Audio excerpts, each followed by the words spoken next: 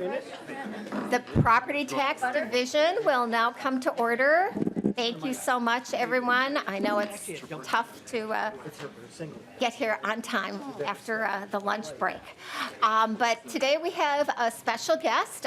Commissioner Bowerly is going to present for us the governor's budget recommendations as they affect the work of this committee.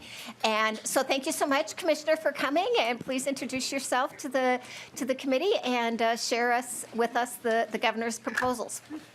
Thank you. Thank you, Madam Chair and members of the committee. My name is Cynthia Bowerly, and I'm the Commissioner at the Minnesota Department of Revenue.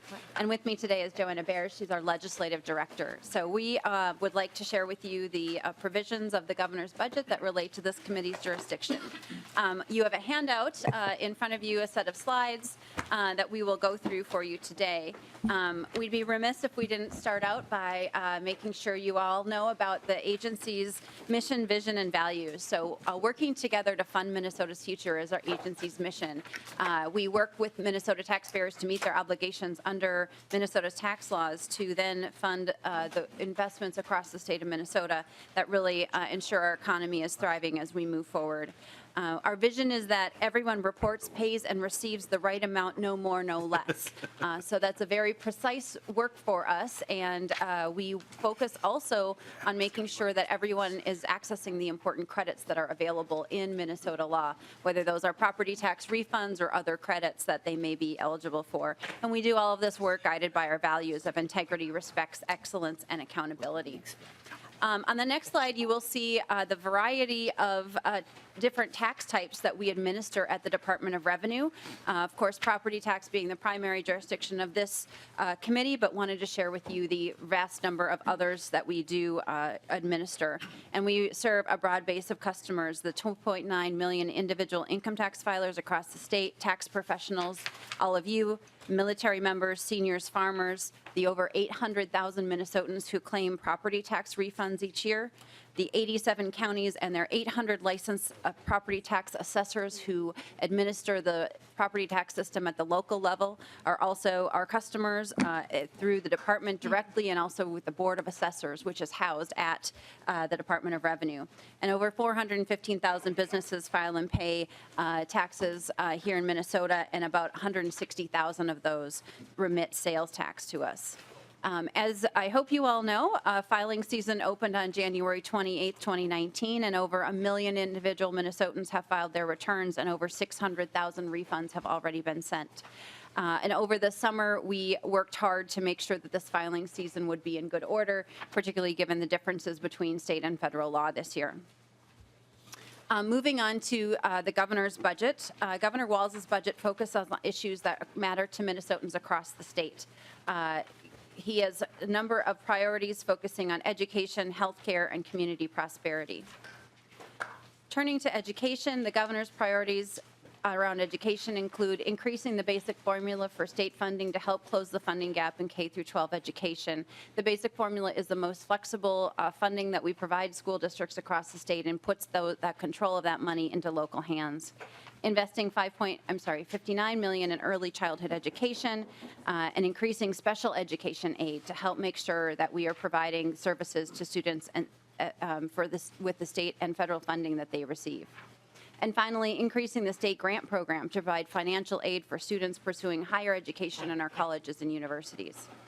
The budget also includes health care priorities, extending low-cost health insurance coverage to farmers, small business owners, and entrepreneurs. One part of this plan is to provide a state-based health insurance tax credit to ensure that enrollees pay no more than 10% of their income on health care. And then leveraging state purchasing power to lower prescription drug prices, increase transparency, and ensure access to comprehensive drug coverage statewide. And then maintaining the Healthcare Access Fund by repealing the sunset of the provider tax. Repealing the sunset of the provider tax will maintain essential health services for hundreds of thousands of Minnesotans and provide stable funding for Minnesota's innovative health policy initiatives that promote access to health care through Minnesota Care and medical assistance programs. And finally, the third major priority is community prosperity. This These initiatives in the governor's budget will expand access to child care assistance programs, raise the rate for providers, and improve stability for children in that program. And invest in affordable housing across the state through about $170 million to the preservation of existing affordable housing and creating new homes for Minnesotans across the state, and border-to-border broadband to ensure that by 2020, all households and businesses across the state have high-speed internet. That will increase broadband to more than 193 homes and businesses, primarily in rural areas, to gain access to broadband. Next, we'd like to discuss the governor's tax bill, which of course is a component of the budget. The budget provides tax relief and makes important investments in our communities through LGA and CPA. And I'm going to turn it over to Ms. Bayers to present the provisions that relate to property tax, this committee's jurisdiction. Welcome to the committee, Ms. Bayers. Please introduce yourself for the record. Sure. Madam Chair, members of the committee, my name is Joanna Bayers. I'm the Legislative Director for the Minnesota Department of Revenue. The governor's proposal makes several changes for homeowners. First, it allows individuals with ITINs, or individual taxpayer identification number, to qualify for homestead status. Homestead status conveys several benefits to homeowners, including lower tax rates and qualifications for property tax refunds. The intent of the homestead classification is to recognize that homeowners bring value and stability to cities, school districts, and counties. Under current law, it requires taxpayers to have a Social Security number. Changing it to ITINs, this will bring more parity between individuals and Social Security numbers. Or I'm sorry, ITINs and Social Security numbers, more parity. The next is the increase to the minimum deed tax threshold from $500 to $3,000. So that when home sells with deed transfers, it will qualify for the minimum. Okay. It increases the minimum deed tax threshold from $500 to $3,000 so that when more home sales with deed transfers will qualify for the minimum tax. So to kind of summarize is that right now it's $500 when a home sells for the deed tax that they'd have to pay $176 on. And so this is increasing that threshold so that if you have a transfer of the property at $3,000, you'd still only pay that minimum deed of $176. And then also the ECRV. This would change the threshold from $1,000 to $3,000 before an electronic certificate of real estate is required to be filed. The next one is the agricultural homestead market value credit clarification. This clarifies calculation on the homestead market value credit for properties that are fractional agricultural homesteads. The change results in prorating the homesteads equally between property owners.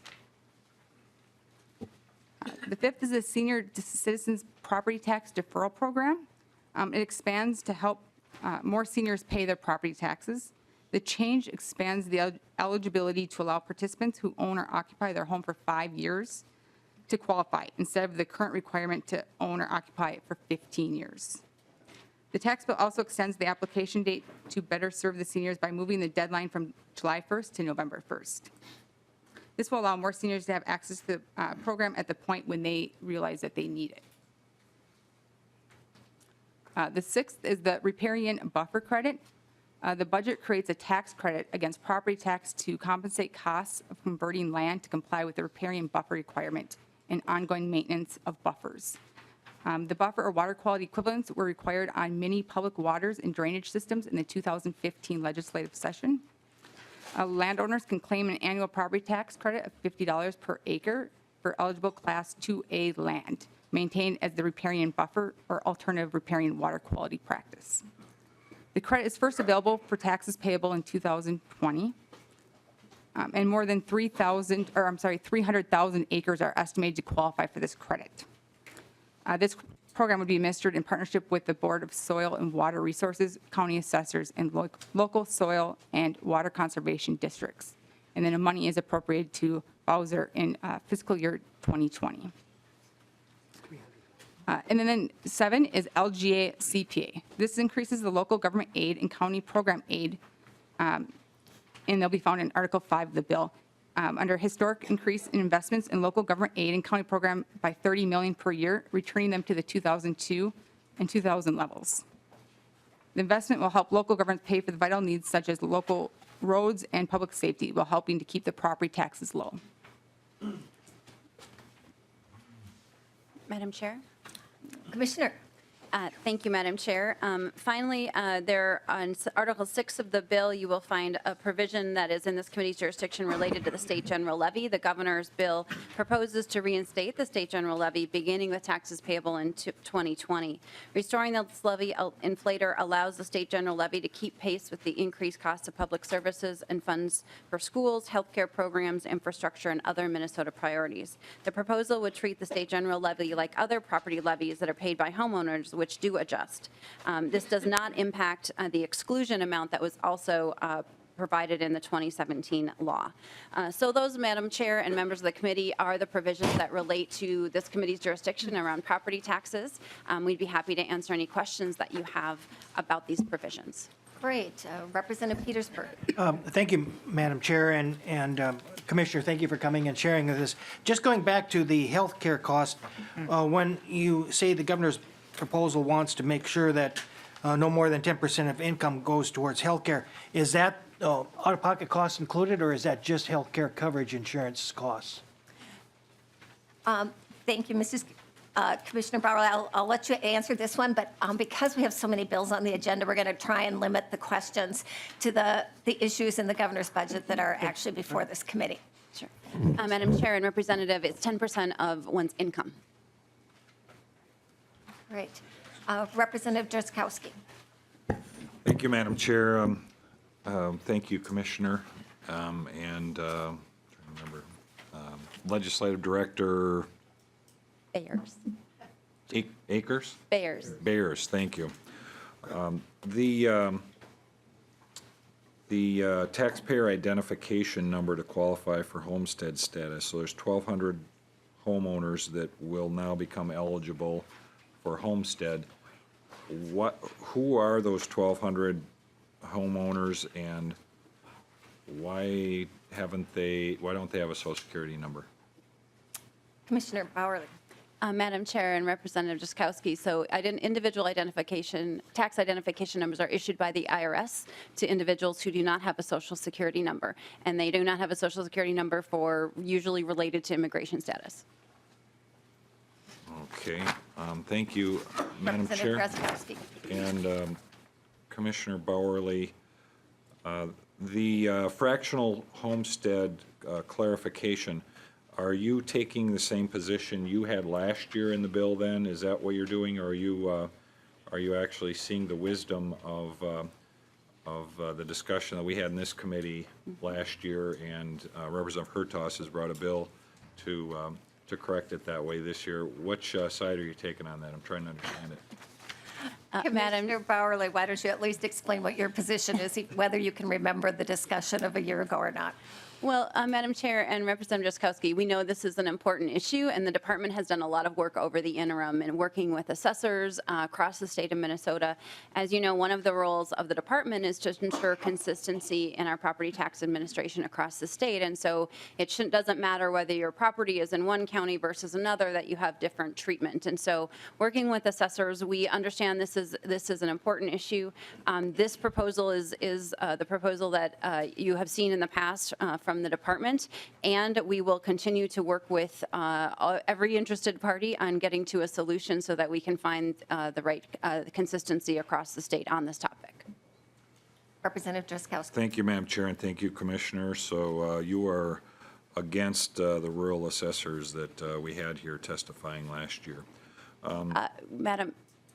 Commissioner Bauer. Madam Chair and Representative Drazkowski, that is absolutely not what I said. We are not against rural assessors. We've worked closely with rural assessors all across the state. We did, I think, 3 listening sessions across the state on this issue, and we think these are important issues. So I would ask you not to characterize our position as against assessors, because Okay. they are important customers and we work Madam Chair, closely with them. if I could, Representative Drazkowski. and Commissioner, let me restate it properly then. Thank you for that correction. You are taking an opposite position on this issue than the rural assessors that were here last year. With that, the riparian buffer credit,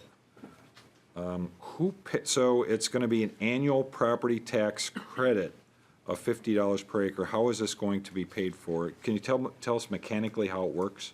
Commissioner Bauerle. Madam Chair and Representative Drazkowski, so this is a property tax credit that will show up on a homeowners or landowners' property tax bill. There's an application process that a homeowner just needs to apply once with the number of acres that they have placed in buffer, and then the local soil and water districts will certify to the county assessors that those are appropriately placed in buffers, and then that amount will be put onto their property tax bill. And then the state, this is a little bit like a provision that you authored a couple of years ago, where the state will reimburse for that amount to the counties for the amount that's not coming in. Thank you, Madam Chair. Thank you. And if, Representative Driscoll. and Commissioner, so where would, thank you for that, so I understand that local mechanics now. Thank you for that, but how, where will that money come from? Will it come from the Clean Water Fund and from the legacy money that is intended to protect our waters throughout the state for this water protection measure? Commissioner Bowerly. Madam Chair and Representative Driscoll, this is funded with the general fund. I take that as a no, Madam Chair. So, Representative Driscoll. and I think that's the end of my question. Just one quick comment, Madam Chair and Commissioner. On the state general levy, it's been postured that the inflator that was removed in the 2017 tax bill from the general levy will cost $1 billion over the next 10 years. As a matter of fact, it is saving business owners and property owners throughout Minnesota maybe that same amount, $1 billion. This will provide, bringing this back will actually be a cost to the people who pay the bill here in Minnesota, the hardworking taxpayers of Minnesota. It'll be a cost to them. And so anyway, I wonder if there's a typo there, Madam Commissioner. Any other questions for Commissioner Bowerly? Representative Hertaus. Thank you, Madam Chair, and welcome, Ms. Bowerly.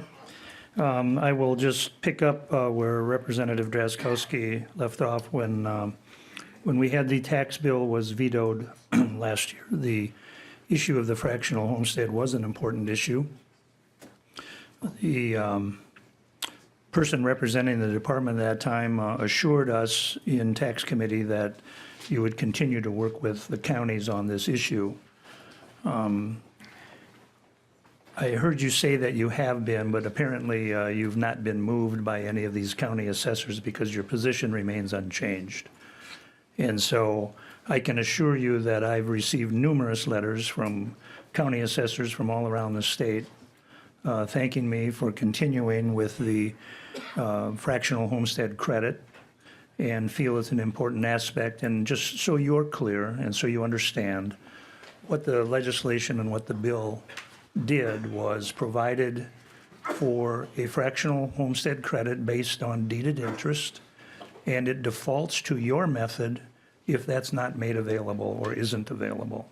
So I think it really was a compromise. I know you're trying to apply a uniform system all across the state, but the law or the bill that I put forward, basically that is the default is fractional homestead based on deeded interest.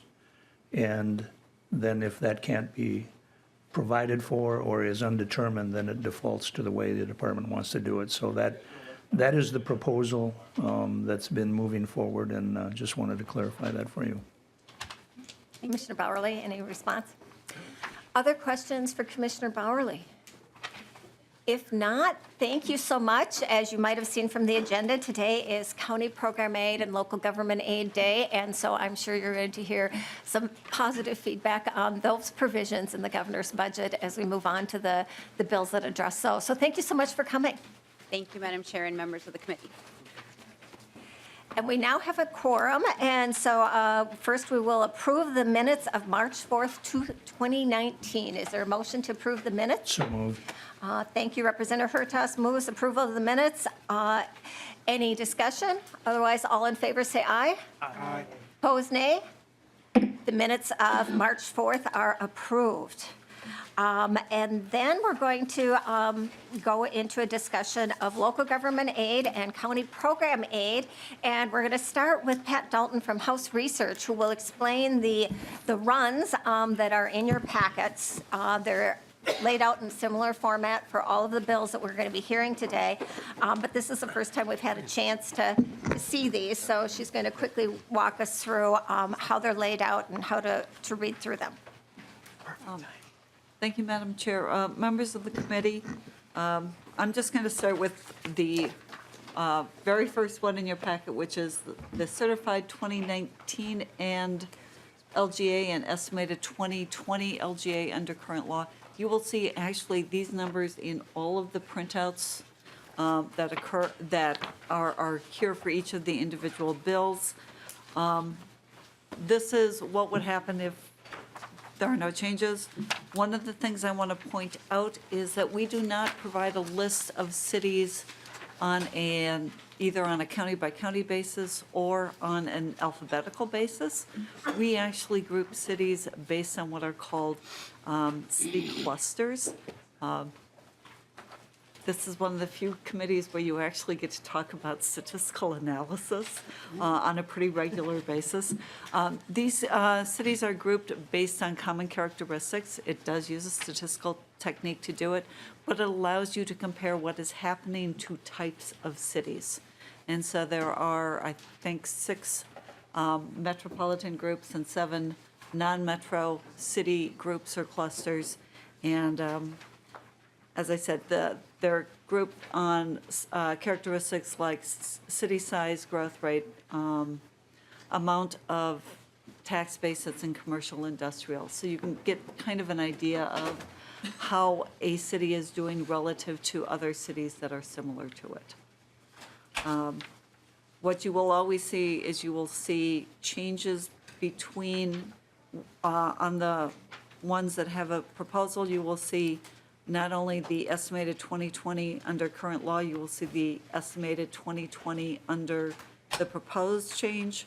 You will also see the change due to that proposed change between 2019 and 2020, and then also between 2020 current law and 2020 under the proposal. And I'm going to turn it over to Mr. Swanson. Welcome, Mr. Swanson.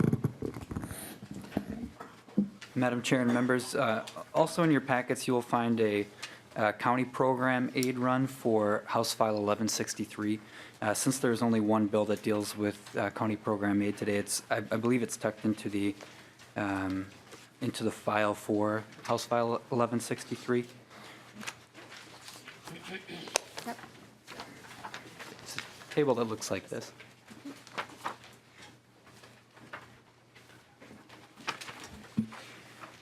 So this run just shows what county program aid will look like in pay 2020 compared to what it is currently in 2019. And then the run also has numbers on it for what county program aid would look like under House File 1163. Just to show you the format of this, the first 3 columns just have the baseline for county program aid. So this is 2019 and 2020. The change from one year to the next for each county is shown on the outline, and the statewide metro and greater Minnesota totals are shown as well. And then the third column on the run shows the percent change from the baseline year 2019 and the estimated 2020 county program aid. And the rest of the sheet deals specifically with House File 1163. Madam Chair, I don't know if you want me to walk through that now or wait until the bill is moved. We can do that when we get to the bill. That would be fine. But one thing I think it's interesting to look at on this one is that when you look between the 2019 base and the 2020 base, you can see how with just the exact same amount of money, how the formula will influence how it's distributed in between the counties. There's just slight adjustments there because the formula actually works on the changed appropriation number. Thank you very much. Any questions about these documents? Because you're going to see more of them as we go along. Thank you very much. And with that, we're going to go to our first bill of the day, which is a combined request. Representative Marquart, I think, has just stepped out of the room. Representative Marquart, are you prepared to present your bill, House File 1163? This bill is the only bill that we have before us today that addresses both county program aid and city local government aid. And while Representative Marquardt is getting ready, I can just tell you I'm seeking feedback. I've talked to a number of affected groups, but I am seeking feedback on the idea of in my continuing quest to reduce the number of terms that we use in tax committee that can be confusing, whether or not we want to think about city local government aid and county local government aid. And that came to mind in part because I had heard that the governor, when he was running, kept talking about increasing local government aid, and counties felt they were left out, and he was surprised that they weren't included in that general term. And so that's something we're looking for some feedback with. But in front of us now, we have House File 1163. Representative Marquardt, would you like to move your bill? I would like to move House File 1163 for possible inclusion into the Property Tax Division report. Thank you, and please share the bill, and then we'll go to testifiers. And Madam Chair, I do have an amendment also. Oh, that's So I'd like to move the A1 amendment, which basically just clarifies some numbers off of a different base. It's insignificant, but puts the bill in its proper form. Thank you, Representative Marquardt. We always like to have the right numbers, and so all in favor of the A1 amendment, say aye. Aye. Opposed, nay. The A1 amendment is adopted. So thank you very much, Madam Chair, and thank you for allowing me to be the leadoff hitter for LGA CPA Day, always an exciting day in the division from years past. But this bill is unique because typically local government aid bills and county program aid bills are done separately. And the county folks and a number of the city folks kind of came together this year and said, what if we put a bill together in one bill where you actually have the local government aid amounts in there and also the county program aid. So that's what this bill represents. And so what the bill does, it increases local government aid by $30.5 million, taking it from $534 million to $564.5 million a year, which would bring it back to the 2002 payable levels. And then also increases local government aid, county program aid also by $30.5 million from $234 million to $264.5 million. And so I know we've got a number of testifiers and so forth, so I'll be very quick, but I've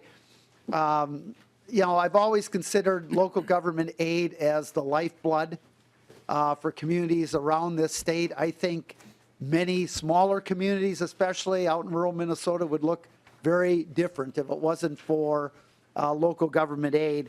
And not only does it provide funding for important services like police and snow removal, which has been very important this year, fire departments, but it also helps keep property taxes affordable. And local government aid has always been that program that no matter where I live in Dilworth or Barnesville, the amount that I pay and the quality I get for my law enforcement should be roughly the same as someone anywhere else in this state. It's to level the playing field when it comes to tax bases. On the county program aid level, the county program aid is not as big of a portion of property tax levies as local government aid is to cities. But what it does for counties, it really helps mitigate the many mandates that we put on to counties, especially in the areas of health and human services. And so that's where that's very helpful. I would like and I'm not going to spend time with this, but I'd like to refer members to this handout in your folders. And it was something that I presented last year, and it has not been updated, but it's basically 2017 numbers. But last year in division, I had presented this report. And it just, what I want you to look at is kind of that column where it looks at the local government aid amounts, which is really the second column. You got cities, and then you got the 2017 LGA. And then looking over to what the levy is, the next column of that city, and then going over to 2 columns over where it says LGA 17 as a proportion of the 17 property tax levy. And you get a percentage there.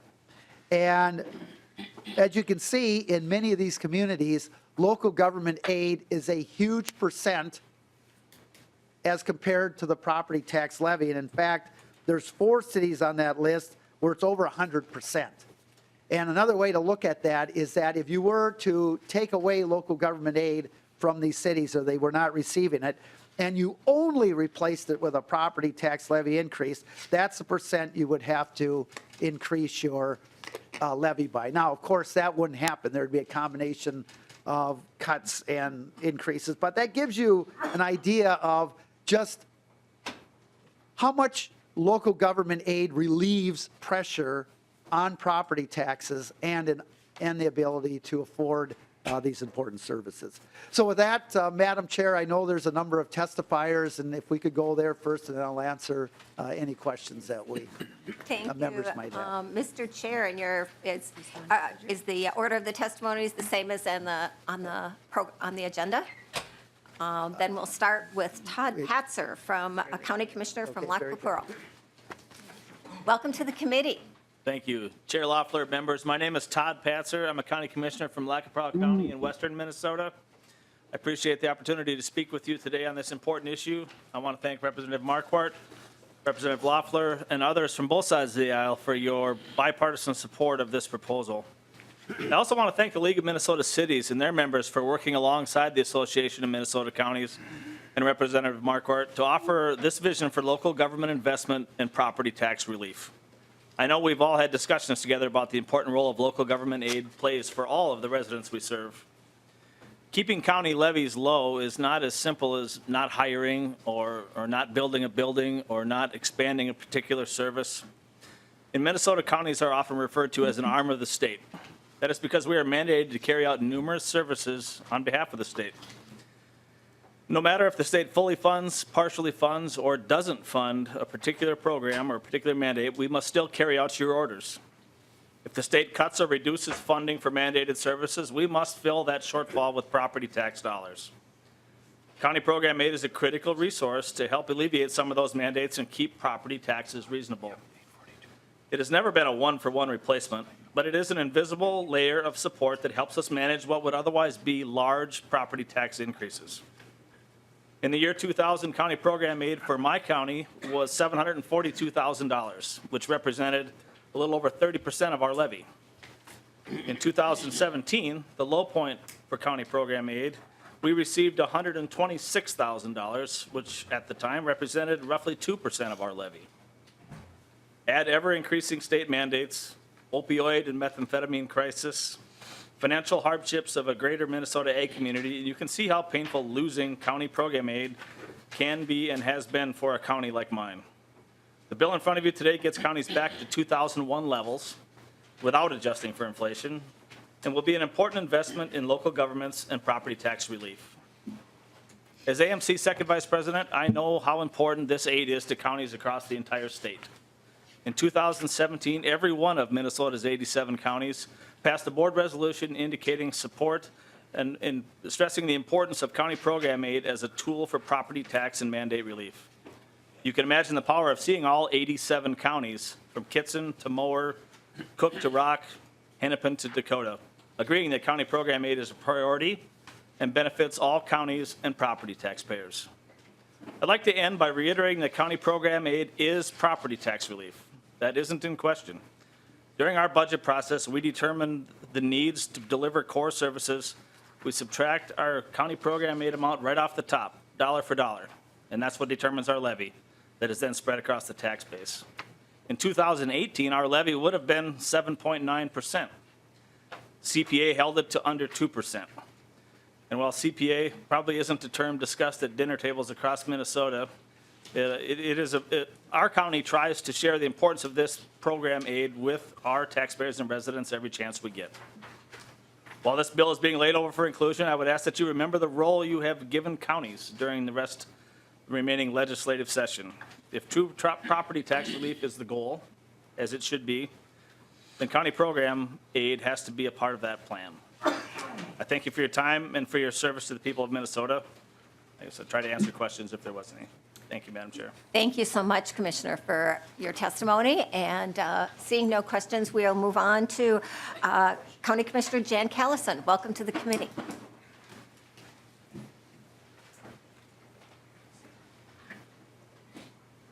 Good afternoon, Madam Chair and members.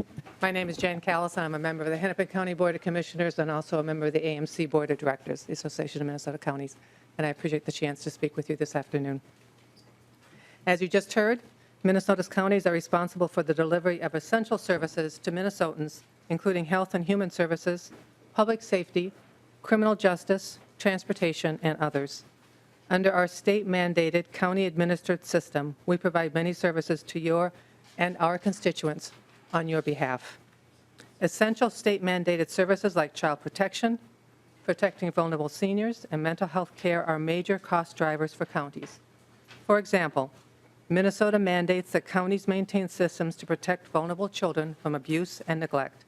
Counties pay for almost half, 45%, of the costs of the system.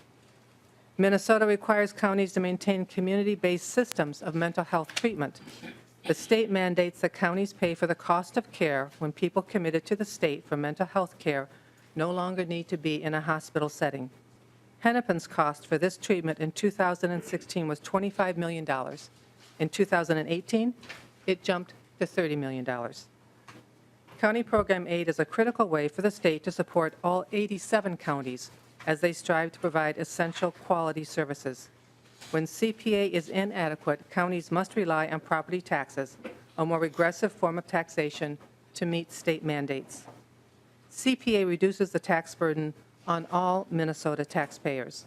This is by contrast to local government aid, which is not universally available across Minnesota. In Hennepin County, for example, more than half the cities, encompassing over 500,000 residents, do not receive local government aid. The county's role in administering state-created programs continues to grow. State funding has not. In recent years, it actually has declined in absolute numbers. Total CPA in 2018 was less than it was 16 years earlier, in 2002. $234 million in 2018 compared to $265 million in 2002. In 2018, CPA made up 7% of the total certified county levy across the state. In 2002, it was 16%. In 2018, Hennepin County received $32.2 million in CPA. 16 years earlier, in 2002, it received $22 million more, $54.3 million. Returning to 2002 funding levels is important, even though it does not include the cost of inflation over the last 2 decades. In sum, CPA is a unique way that the state of Minnesota supports essential programming and reduces the property tax burden throughout the state. I urge your support of H.R. 1163. Thank you. Thank you, Commissioner Callison. And next, we have Matt Hilgert from the Association of Counties. Pardon? Oh, are we? I'm told that he's not going to testify today, and we'll go to Lauderdale Mayor Mary Gosh. Welcome to the committee, Mayor. Thank you. Chair Loeffler and members of the committee, my name is Mary Gaish, and I am the mayor of Lauderdale. I am also on the board of directors of the League of Minnesota Cities, and I'm currently the president of Metro Cities. I also serve on a joint city, county, school district, and township group we informally call the Big Four, comprised of board members of the League of Minnesota Cities, the Association of Minnesota Counties, the Minnesota School Boards Association, and the Minnesota Association of Townships. We meet regularly to discuss issues of mutual concern. One issue we regularly discuss is the state and local partnership and how we as local officials can work with legislators to renew the partnership. I would like to thank Representative Marquart and the 22 co-authors of House File 1163. This bill represents a significant step toward renewing the partnership with cities and counties. Lauderdale is a city of 2,440 people, and local government aid has been an important source of funding for our city. In 2019, we will receive $540,000 in LGA funding, which in Lauderdale is used primarily for policing. Without local government aid, we would not be able to afford 24-hour policing in our city, and we'd have to move to an 18-hour-a-day model. Under House File 1163, our LGA distribution will receive a modest increase to roughly $550,000. However, that increase will assist our city in providing services to residents. More importantly, this bill represents an affirmation that the state is a reliable partner with local units of government. As you know, over the past 17 years, LGA funding has remained well below its 2002 level. For 2019, LGA is $30.6 million, or is 5.4% below the 2002 level. Over that same time frame, city property tax levies have increased by nearly 123%. These increases are due to many factors, including rising costs of local roads and other city services, but also due to the fact that a significant source of revenue, LGA, has not grown. Although the League's and Metro Cities policies do not specifically address the county program aid funding in this bill, I understand that counties have faced the same challenges as cities, and they too have been forced to rely more on the property tax to fund their operations. House File 1163 will increase the LGA appropriation by $30.4 million, beginning with the 2020 distribution. With the increase in this bill, the statewide LGA appropriation will, after 18 years, be restored to the funding level last seen in 2002. This is a priority for the League of Minnesota Cities. Chair Loeffler and members, on behalf of the City of Lauderdale, the League of Minnesota Cities and Metro Cities, I want to thank Representative Marquart and his 22 co-authors for introducing this bill, and I would urge the committee to include the LGA appropriation increase in the division report. And I'll stand for any questions.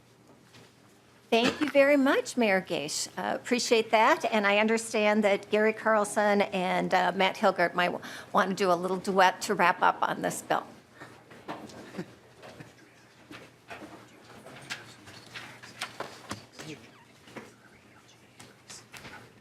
Welcome to the committee, and please introduce yourself. Madam Chair, members of the committee, we'll be extremely brief because we know there's another about 10 bills up today. We just wanted to thank you. It's a unique opportunity that both AMC and the League of Minnesota Cities get to do a joint bill like this, and we want to thank Chair Marquart for his efforts to draw attention to this, as well as many people on this committee and the over 20 authors who signed on to this bill. And I'd be happy to stay around if there are questions about the proposal or about counties in general. Thank you very much. Thank you very much, and welcome. Madam Chair, members, I'll be brief. We support the bill. We appreciate all of the co-authors with Representative Marquart on introducing this, and I'll be available for questions as well. And I'll just say it's always nice to see intergovernmental cooperation and collaboration. And with that, any concluding remarks, Representative Marquart? Or questions from the audience, or from members, rather? Any other testifiers on this bill? And if not, we're ready for your concluding remarks. Madam Chair, just thank the committee and thank the city and county officials and groups for working together on this bill. Thank you. Thank you. And with that, Representative Marquart, would you like to renew your motion? I will renew my motion to lay over House File 1163 as amended for possible inclusion into the division report. Great. The bill is laid over. Thank you, members. And Thank you, next, Madam we Chair. have House File 1434, Representative Vang.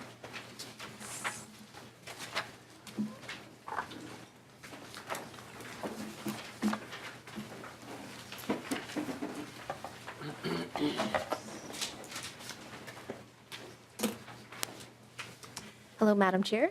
Welcome, Representative Vang. Would you like to move your bill? Yes, I would like to move my bill, House File 1434, for possible inclusion in the property tax omnibus bill. And how about the A1 amendment? Yes, I would like to move the A1 amendment.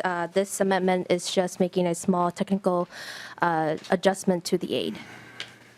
All in favor of the A1 amendment, say aye. Aye. Opposed? The A1 amendment is adopted. Thank you, and please review your bill for us. Thank you, Madam Chair and members of the committee. I'm pleased to present to you today my bill that will increase the funding for the LGA to the 2002 funding level. Since the 1970s, LGA has helped assure that cities across the state can provide adequate levels of important services, such as public safety, parks and recreation, local road maintenance, as well as serving housing and economic development for our citizens. Although LGA is an important program to our cities, over the past several decades, LGA funding has declined. Since 2002, the state has experienced several rounds of budget deficits, and as this legislature and the governor work to resolve those budget shortfalls, cities ultimately shared in the pain and experienced deep funding reductions to LGA. Similar to Representative Marquart's bill, this bill is a straightforward bill that will increase the appropriation for local government aid by $30.4 million, beginning with the 2020 distribution. And with this increase, the statewide LGA appropriation will be restored to the funding level last seen in 2002. House Research has also prepared a printout with estimates of the impact of the appropriation increase for all cities in the state. With me today is Brooklyn Center Mayor Mike Elliott, City Manager Kurt Bogny, who also serves on the Board of Directors of the League of Minnesota Cities, and Garrett Carlson with the League to testify in support of this bill. Great. Welcome to the committee, Mayor Elliott. Please introduce yourself for the record, and we look forward to hearing from you. Yep, my name is Mayor Mike Elliott of Brooklyn Center. Great. Please continue with your testimony. All right. Madam Chair, members of the committee, I'm the Mayor of Brooklyn Center, and I'm here today to thank Representative Vang and to testify in support of HF 1434. Brooklyn Center is a city of 31,000 people with one of the lowest average incomes and highest concentrations of poverty in the metro area. LGA has been an important source of funding for our city. In 2019, we will receive $1.78 million in LGA funding. In Brooklyn Center, we use LGA to help fund the full range of services provided by our city, from police and fire protection to park and recreation programs for our citizens. For several years, approximately half of our LGA funding has been dedicated to our capital replacement program. This has allowed the city to address years of deferred maintenance on city buildings and equipment. Because of our relatively low commercial and industrial tax base, any levy increases fall on a relatively low-income residential population. Each $171,000 of LGA is equivalent to 1% of our annual property tax levy. However, over the past several decades, LGA funding has languished. Since 2002, the state has experienced two major recessions with severe consequences for the state's budgets. As the legislature and governor balanced deep state budget deficits, cities shared in the pain and experienced deep funding reductions in LGA. For Brooklyn Center, our LGA distribution in 2002 was $2.3 million. After the LGA appropriations were cut in 2003, our distribution immediately dropped by $946,000, nearly 42%. The amount we received fluctuated because after the additional budget cuts associated with the Great Recessions, we received only $114,000 of LGA in 2011, 12, and 13. Recent increases in the appropriations have lifted our distribution again, but we remain well below the LGA amount received by the city in 2002. HF 1434 will increase the appropriation for local government aid by $30.4 million, beginning with the 2020 distribution. With the appropriation increase under this bill, the state LGA appropriation will, after 18 years, be restored to the funding levels last seen in 2002. This is a priority for the League of Minnesota Cities and for my city, the city of Brooklyn Center. Specifically for Brooklyn Center, HF 1434 will increase our LGA distribution by $415,000 to $2,199,416, or an increase of approximately 23%. Although that increase sounds large, Brooklyn Center will still be receiving slightly less funding from LGA than we received in 2002. In addition, LGA is a much smaller percentage of our budget than it was in 2002, 6.6% in 2019 versus 15% in 2002. These additional resources will help the city provide essential services to our citizens. Among our highest priorities is to complete the reconstruction of our neighborhood infrastructure and to work collaboratively with other governments. Education of the private sector to create opportunities for youth and others in need of the skills and opportunities to move from poverty and underemployment into the mainstream of our society. An increase in LGA funding will make a real difference in our ability to achieve these goals. Madam Chair and members, on behalf of the City of Brooklyn Center, I want to thank Representative Vang for introducing this bill, and I would urge the committee to include the LGA appropriation increase in the division report. Thank you, and I will stand for questions. Thank you very much, Mayor. Representative Runbeck has a question. Thank you, Madam Chair. And I wonder if, I appreciate the history on this, and I think history is always, we tend to forget it, I think, oftentimes around here. But apparently in 2002, the legislature allowed cities to be exempt from sales tax, and that has been a provision that's gone forward every year.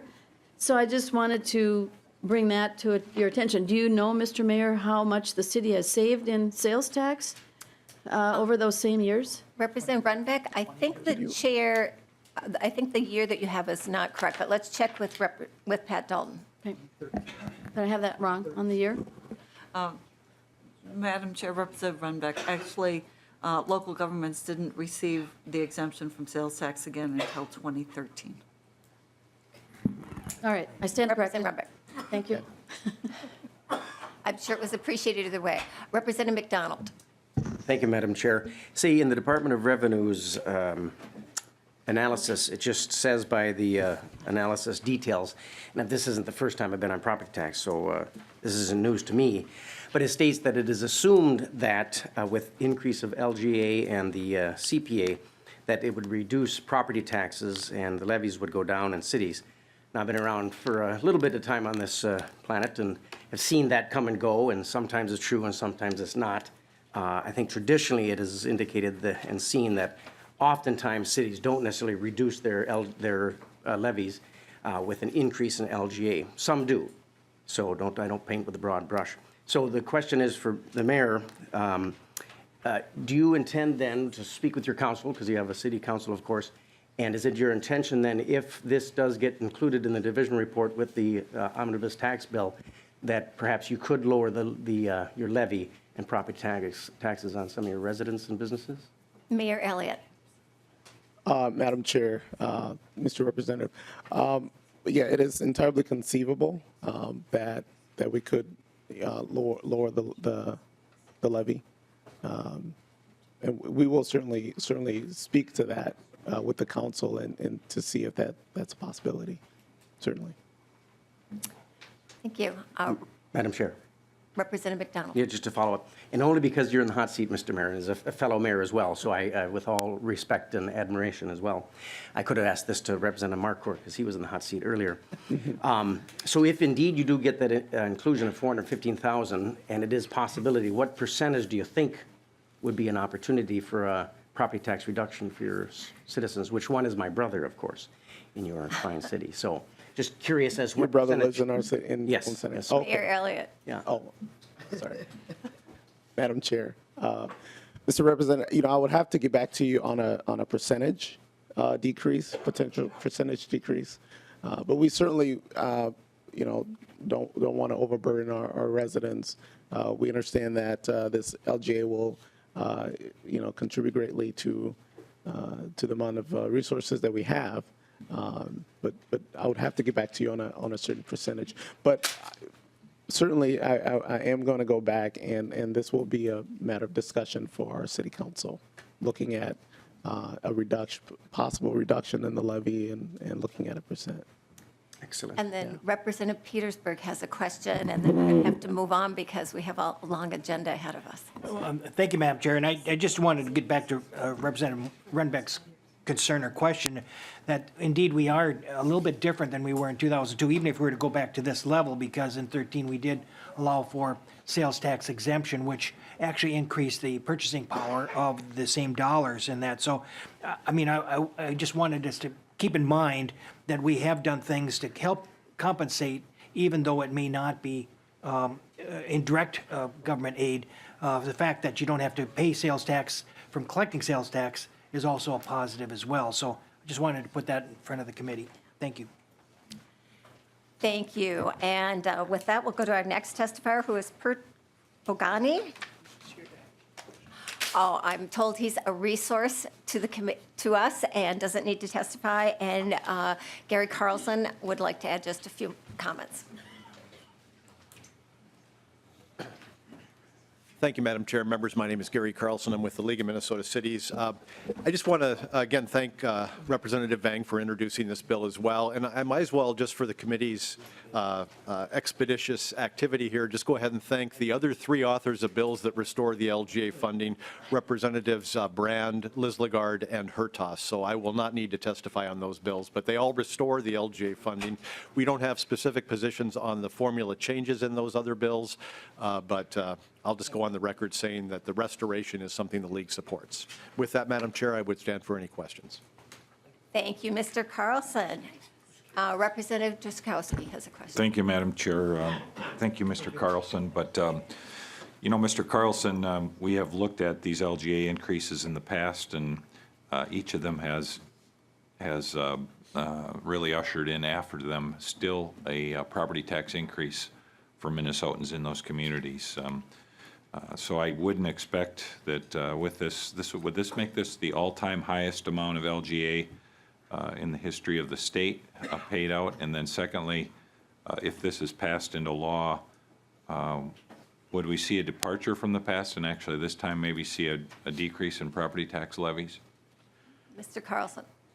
Madam Chair, Representative Drazkowski, this would equal the highest amount of LGA paid. Actually, in 2003, LGA was supposed to originally receive, I think it was $586 million of an appropriation. However, in the wake of the dot-com bust and the post-9/11 recession, the state made severe cuts in all kinds of programs, LGA, CPA, and we had, I think it was a $121 million cut that year. So this isn't the highest appropriated amount, but it would be equal to the highest paid amount of LGA. And then to your other question about would this result in tax or levy reductions, Mr. Chair and members, I think going back to the purpose of LGA, I think Representative Marquart spelled it out that it's both property tax relief and making sure that citizens across the state have adequate access to public resources and public services.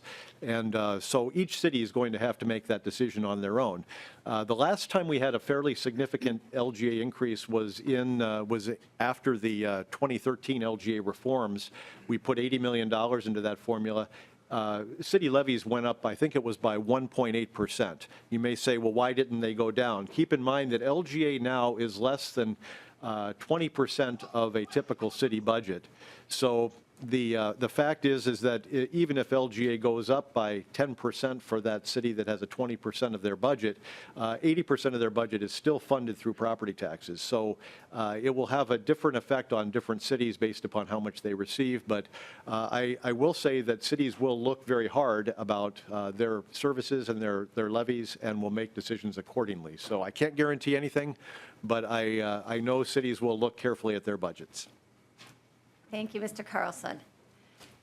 Madam Chair? Representative Drazkowski. I would just like to thank Mr. Carlson, too. And Mr. Carlson, I remember that 2013 LGA increase, too, and I thought it was a 2% increase in property taxes in the metro area and 4% in rural Minnesota. I remember a 2 and a 4, and I remember then, at that point, then past Speaker Thiessen saying that LGA increases don't decrease property taxes, but we are we will be forever hopeful as we go forward here. And I was reminded actually by a testifier prior to you today that the next plea of the cities and the counties is going to, if this passes into law, is going to want to see inflationary adjustments in the next bills that come forward. So, Madam Chair, I think that's what we would expect next.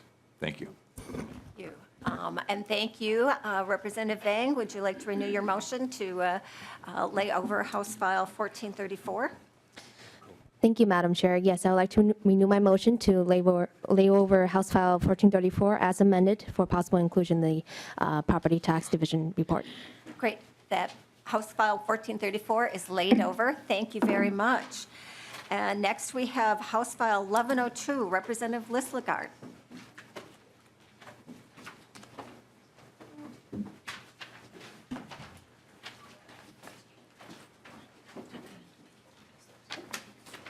Welcome to the division, Representative Lislegard, and I would like to make a motion to bring House File 1102 before the committee.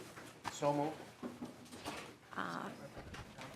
Representative McDonald moves House File 1102 be brought before the committee for possible inclusion in the division report. Welcome to the committee, and please tell us about it. Thank you, Madam Chair and committee members, for the opportunity to present House File 1102, a bill that will improve and strengthen the local government aid program.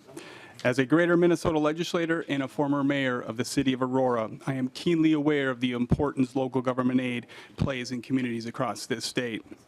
House File 1102 has two key components. First, it restores funding for the program to its 2002 funding of $564.9 million by increasing the current appropriation by $30.5 million. Secondly, it modernizes the formula so that a city's maximum LGA amount continues to reflect the growing financial pressures that cities face across Minnesota. Changes in the formula reduce the number of cities estimated to lose aid from 2019 to 2020, particularly the smaller cities, and will ensure that as the financial pressures cities face continue to grow, so will cities' maximum LGA amount. LGA is a true statewide program, benefiting nearly 90% of cities across Minnesota, and is critical for addressing large inequities in property wealth that exist between communities. City spending is about a quality of life, as cities primarily spend their money on public safety, streets, highways, and economic development, along with housing. LGA helps level the playing field between cities so that every Minnesotan has the opportunity to live in a vibrant community. As I noted earlier, I served as a mayor of a small community in rural Minnesota, and as a counselor for prior 14 years. Because of that experience, I fully understand the funding from LGA is not a want, but rather a need. And I have Councilor Brad Hadrava here with me, and I have Bradley Peterson to answer any questions you may have. Welcome to the committee. First, though, are there any member questions on the bill itself? Representative Hertas. Thank you, Madam Chair, and welcome, Representative Lislegard. You piqued my curiosity when you said you were mayor of Aurora. Could you tell me how recent that was, what year that was? Just until I got elected, so last year. All right, thank you, Madam Chair. And Representative Lislegard, do you remember in approximately what was your city budget, your general fund spending? Approximately $3 million. Oh, I'm sorry, Madam Chair, Representative. Approximately $3 million. Thank you very much. Thank you. And seeing no other questions, welcome to the committee, council member, and please introduce yourself for the record. Thank you, Madam Chair and committee members. My name is Brad Hadrava, and I am a member of the Evelyn City Council. I'd like to thank Representative Lislegard for sponsoring this bill, 1102, not only for the small cities of Evelyn, but other smaller cities like Evelyn. I've been on the City Council for 9 years, and in this time I've seen where it is so important that LGA is helping us and the services and residents of our businesses and to rely on repairs of our old buildings and our streets.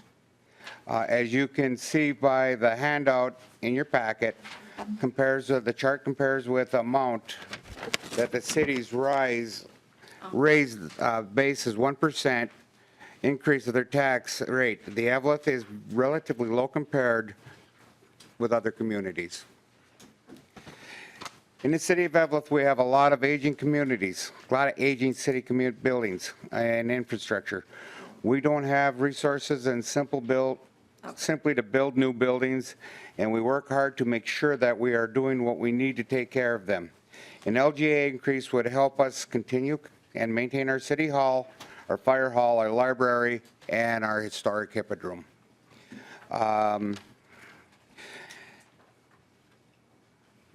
That all those buildings can continue to serve as the citizens in the way that they are meant.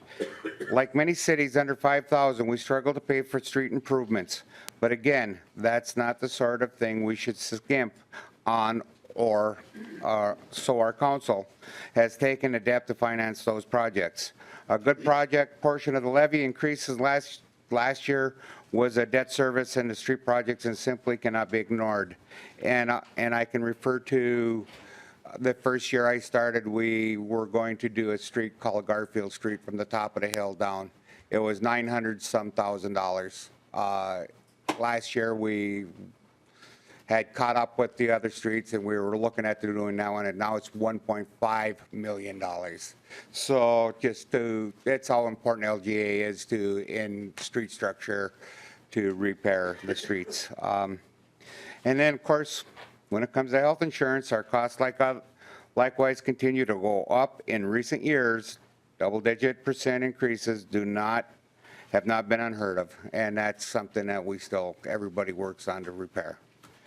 In conclusion, whether it's public safety, taking care of our public buildings, our streets, our dealings, and our rising cost of health care, we're working hard to make sure that every dollar is well spent.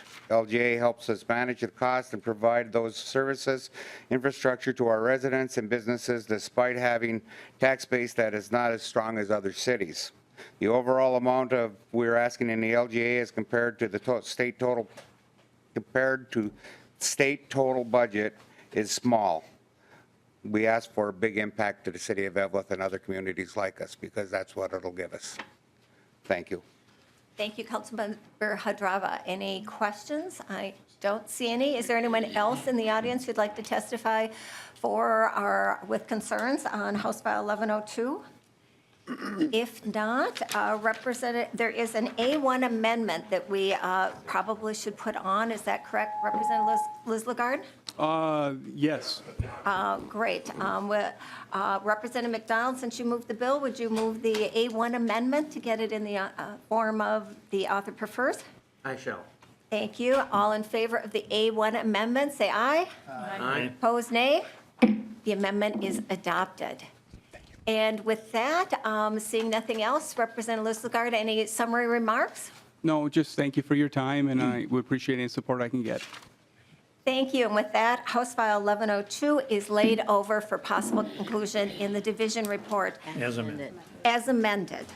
And I am going to move the agenda a little bit to take up House File 807. We have some testifiers who've traveled a long distance. We want to make sure that they have the chance to be heard.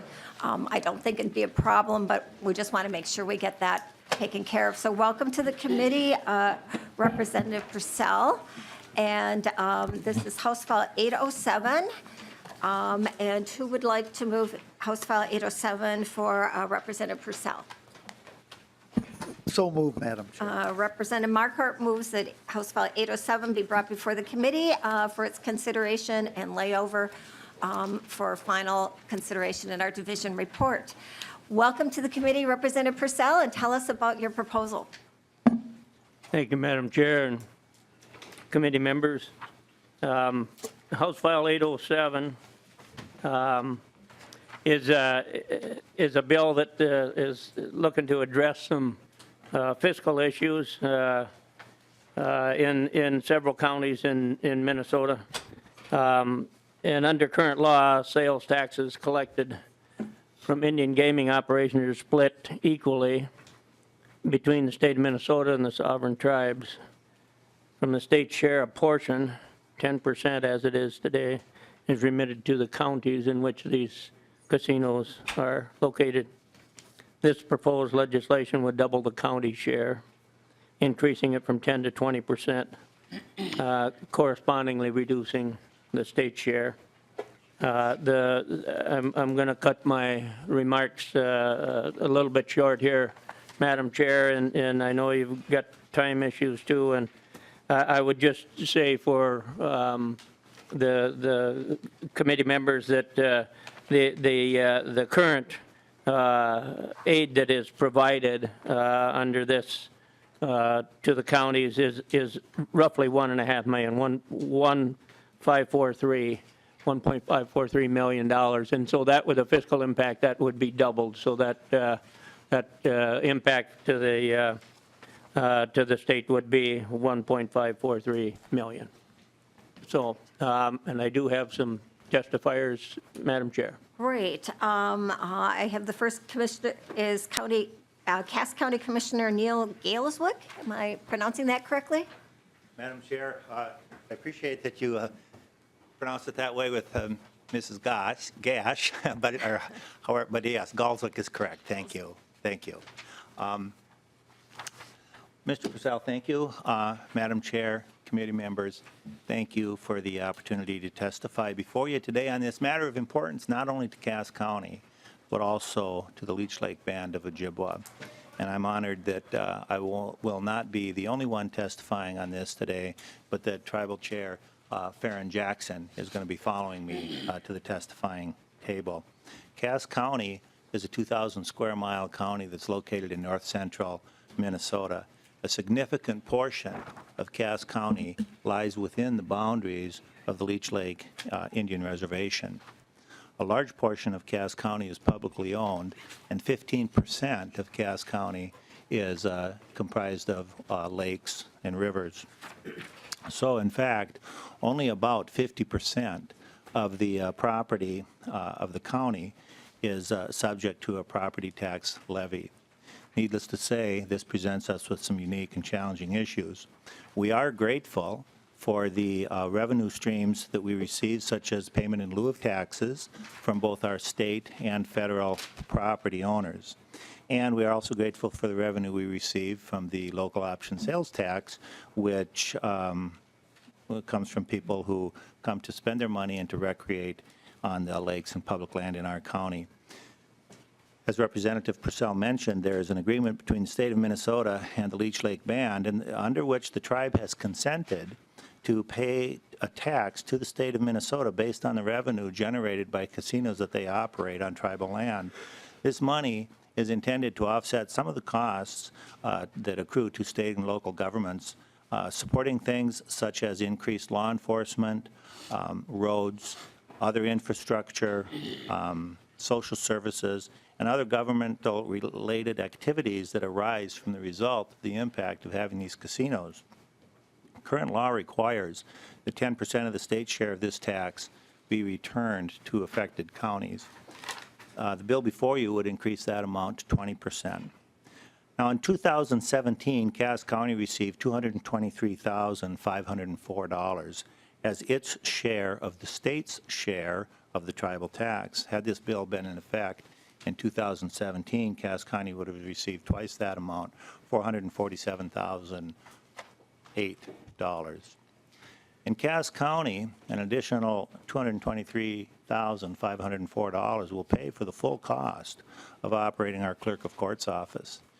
Or an additional $223,504 would replace nearly all of the local levy needed to fund our sheriff's boat and water safety program. Again, an additional $223,504 would, which equals about, well, the $223,000 would fund all but a small portion of our sheriff's emergency service budget. So in other words, this $223,504, which equals approximately 1% of Cass County's local property tax levy, is real money in our rural county. Coincidentally, for those who are interested, the Cass County Board of Commissioners was able to hold our property tax increase to approximately 1% last year, something that both we and our local property taxpayers are quite pleased about. This bill is not at all about taking more money from our friends and neighbors. Instead, this bill is about keeping locally generated money in the neighborhood, working to solve problems within our communities. This bill would make it easier for Cass County and other affected counties to work with our tribal partners on things like our drug court, which puts offenders on a path to health, restoration, and participation, rather than keeping them on the road to incarceration, isolation, and despair. This bill would make it easier for us to provide the services needed as the tribe works to increase housing and employment opportunities on their land. And finally, this bill would make it easier for us to build on the promise that we have made with the tribe to work together to make our communities stronger, healthier, and more economically vibrant. I'm going to leave it to Leech Lake Tribal Chair Farron Jackson to speak a bit more about the strong relationship between his nation and Cass County and the positive effect that that relationship has had in our community. But in closing, I would like to emphasize this. The Leech Lake Tribal Council and the Cass County Board of Commissioners represent the same people. Chair Jackson and I are here today speaking on their behalf, and together we ask you to please pass this bill. Thank you. Thank you very much. And with that, we'll welcome Tribal Chair Farron Jackson to the committee. Welcome, and thank you for traveling to testify. Anin Buju, Madam Chair. Just an honor to be here, and thanks for setting some time aside for us today. And what Neil was stating is the tribe Leech Lake Band of Ojibwe fully supports 807, you know, with the good partnership that we've developed with Cass County. And like Neil stated, you know, echo some of his words, you know, we deal with the same community members with our social needs and our natural resources, our timber, and everything that we hold in common on Leech Lake. You know, we always want to be a good neighbor, a good partner, you know, even in Itasca County. The numbers are still the same. It's 223,000, which would double as well, making, you know, close to $1 million that Leech Lake would, you know, with the state would be, you know, doubling the dollar amount. So we know as the communities grow, so do the needs, and we're just happy to be a part of this team. You know, we have a very strong working relationship with Cass County here now, and we've got, you know, we've kind of have a lot of meetings, shouldn't say a lot, some meetings jointly with them, and we have good positive dialogue, and we just want to kind of keep that good working relationship growing. Great. Thank you. Any questions? Seeing none, is there anyone in the audience who'd like to testify on House File 807? If not, any summary remarks, Representative Persell. Thank you, Madam Chair, and I just thank the committee for their consideration on this bill. There are 16 counties that would be impacted across the state of Minnesota, and in a positive way. So appreciate your support for the bill. Representative Runvik has a question. Thank you, Madam Chair. So there's 3 tribes that are split between 2 counties, right? And so you're sharing that with 2 counties. Is there any need to prorata that and according to population or area, land area? Or is that just too much? I'm trying to think of the answer, Madam Chair. Trying to think of the answer for that, and I'm hard pressed to give you an answer that is educated. So I'm looking if research would have an answer for that. I mean, it's based, Madam Chair. It's based on the revenues that are produced within the county from the casinos. So that's. That's the premise. I think that's a question that we can follow up on and get information to the members on. We'll share that, of course, with Representative Persell as we pursue that further. With that, Representative Marquart renews his motion that House File 807 be laid over for possible inclusion in the division report. Thank you very much. Thank you, Madam Chair, members. And next, we'll go back to House File 1101, Representative Brand. And while he's coming up, can I have a motion to bring that before the committee? So moved. Representative Runbeck moves that House File 1101 be brought for the committee for consideration and inclusion. And Representative Runbeck, would you also move the A1 amendment? It's another Madam Chair, I'll technical move the amendment. A1 amendment. Thank you. All in favor of the A1 amendment, say aye. Aye. Opposed, nay. The A1 amendment is adopted. Welcome to the committee. Representative Brand, please tell us about this proposal. Good afternoon, Madam Chair, members of the committee. I'm here to talk today about House File 1101, which is an LGA bill. It does three things. It restores the local government aid back to what it was in 2002. It modernizes the formula. And then the third thing it does is it includes an inflator adjustment, which is similar to what the Minnesota legislature had in the local government aid program from 1994 to 2002. And so from there, I just wanted to mention real quickly that I'm a former St. Peter City Council member, and for 7 years I've had the pleasure of putting together budgets in the state of in the city of St. Peter, and I think the biggest thing that I can say is that we've had frustrations over the years locally when it comes to local government aid. Of course, any increase is an increase that benefits, and it is an improvement. Last year, we saw a 1% increase in the local government aid for St. Peter, which equated to about $4,000, which we were able to use to buy a tire balancer for our Public Works Department to help balance tires for our fleet of vehicles. And so, though it's much appreciated, at the same time, it really doesn't get at the heart of what needs are in greater Minnesota. And so what I'm asking today is for the restoration of that back to that 2002 level.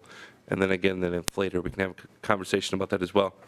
And I'll turn it over to Bradley Peterson with the Coalition of Greater Minnesota Cities, and he can testify about this bill as well. Thank you, Mr. Peterson. Please introduce yourself for the record. Thank you, Madam Chair and members. Again, my name is Bradley Peterson with the firm of Flaherty & Hood, here today on behalf of the Coalition of Greater Minnesota Cities. I want to start by thanking Representative Brand, Representative Lislegard, and all of the legislators who have brought forth LGA bills today to increase the appropriation. I think seeing the enthusiasm for these programs and the support that they have throughout the state is encouraging. I want to focus my comments on the appropriation adjustment based on inflation and population growth. Just as state government, as with state government, costs for local governments continue to rise. Since 2002, the measure of state and local government inflation, the implicit price deflator, or IPD, has increased nearly 62%, just over 3% annually.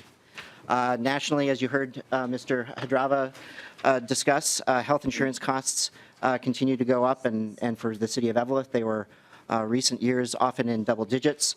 Since 2002 nationally, for local governments, it's been about 7.45%. Since 2002, the number of Minnesotans living in a city has increased by 14.43%. That's a 583,000 more people that city governments had to provide services and infrastructure for. In the meantime, the LGA program has not kept pace. As we know, the LGA appropriation is still $30.5 million short of its 2002 level. And while the overall state general fund budget has grown by 65% since 2002, the LGA program has decreased by 5%. Put another way, because of the erosion of the program through inflation and its underfunding, the purchasing power of the LGA program today has dropped to 55% of what it would have been in 2002. Adding an appropriation adjustment for LGA is not a new concept, as Representative Brand mentioned. In fact, in the late 90s, there was an appropriation adjustment based on inflation included in the program, similar to the one that is in this proposal. In summary, the benefit of having an appropriation adjustment is that it creates more stability for local governments as they plan their budgets, allows the program to keep pace with the cost increases local governments face, and does so without having to have the yearly discussion here at the legislature of what should or should not be the right amount of LGA funding for cities. With that, members, I would like to thank you for your time. Again, thank all of the members who have brought forward LGA ideas today to enhance the program, and especially Representatives Brand and Lislegard for their support of our two CGMC bills. Thank you. Representative Runbeck has a question. Thank you, Madam Chair. So I see the inflator is in this bill, and my concern is not that we don't have the discussion every year at the state, but that there's no need for a discussion at the local level about what's happening with needs and population increase or decrease, that kind of thing. So that's my point. But I wanted to, Madam Chair, if Representative Brand, what's been the population increase, for example, in St. Peter over the last Representative 15 Brand. years? Over the last, I can say, last 10 years, it's increased by 10%. Okay, thank you very much. I mean, so, Madam Chair and Representative, I mean, the point is that cities that are growing have their own sort of base of growth and market, market value, et cetera. Seems like some of that we ought to be able to say is where the growth is coming from and where the dollars come from. Representative Brand. Madam Chair, Representative Runbeck, what I would also point out is the fact that there is a college, Gustavus Adolphus College, that's a the taxable entity within the city confines. Also, we've got county, school, city buildings, plus the Regional Treatment Center. And so we've got a large portion of non-taxable land within the confines of St. Peter. And so although we are growing slowly. We are also luckily gaining in terms of new younger couples that are having families. And so they're buying existing homes, they're moving in, and they're having a few kids. And so that's where we're really getting our population growth. Thank you. Representative Petersburg. Thank you, Madam Chair. And Mr. Peterson, it sounds like we're getting kind of caught in a little bit of a catch-22 here. I remember when we were discussing the sales tax on auto sales going into transportation. The concern always was, well, it'll take away from K-12 education and other things because we're pulling dollars out of the general fund. With the inflator, it seems like that's kind of the same thing. If we were to have a downturn in the economy in which we may see, as we did 5-6 years ago with a $6 billion deficit, with the inflator in there, aren't we still kind of caught in the same thing where now the dollars are going to LG and we're going to again short the K-12 education program? I mean, I think the inflator is one of those dangerous things when we have the inflator as an expense. Then we kind of curtail ourselves from being able to deal with deficit budget situations. So what is your thoughts on that? Mr. Peterson. Madam Chair, Representative Petersburg, I've got two thoughts on that. The first being the discussion that we had last year related to constitutionally dedicating the sales tax on auto parts to transportation purposes.